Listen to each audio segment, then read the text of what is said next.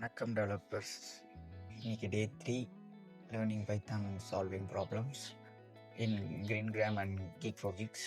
இன்றைக்கான ப்ராப்ளம் வந்து count digits in N number.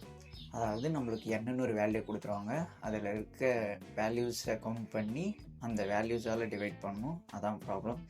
given a positive integer n, count the number of digit in n that divides n evenly without leaving a remainder. இதுதான் நம்மளுக்கான problem. நீங்கள் எக்ஸாம்பிளில் பார்க்கும்போது உங்களுக்கே புரியும். 12 இருக்குது. ஸோ தட் அங்கே 12ன்றப்ப 12 டிவைட் பை 1ஆலையும் டிவைட் ஆகும், 2ஆலையும் divide ஆகும் ஈவனாக. ஸோ தட் நம்மளுக்கு அவுட்புட் வந்து 2ன்னு வந்திருக்கு. அடுத்த எக்ஸாம்பிள் நீங்கள் பார்க்கும்போது அதில் உங்களுக்கே அர்த்தம் என்னன்னு புரியும். தென் இதுக்கான ப்ராப்ளம் சால்வ் பண்ண ஆரம்பிச்சோன்னா நம்மளுக்கு ஃபஸ்ட்டு கவுண்ட்டுன்னு ஒரு வேல்யூ எடுத்துப்போம். இதில் தான் நம்ம ஈவனாக டிவைட் ஆகிற நம்பரை கவுண்ட் பண்ண போகிறோம். ஸோ தட் அது ஒரு value.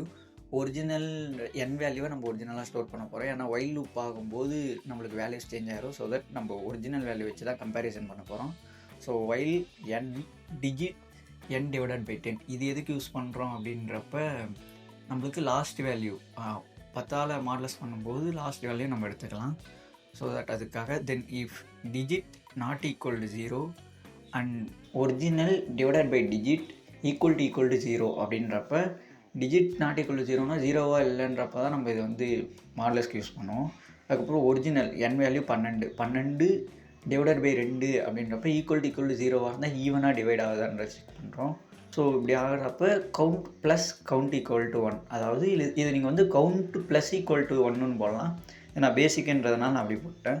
Then n is equal to n divided by 10. இப்படி இது வந்து இப்போ லாஸ்ட்டு இப்போ நம்ம 2வது வேல்யூ எடுத்ததை வந்து இது கேன்சல் பண்ணிடும். ஸோ தட் அதுக்கப்புறம் ரிட்டன் கவுண்ட் கொடுக்குறப்ப நம்மளுக்கான அவுட்புட் வந்து கவுண்ட்டில் ஸ்டோர் ஆக ஆரம்பிச்சிடும்.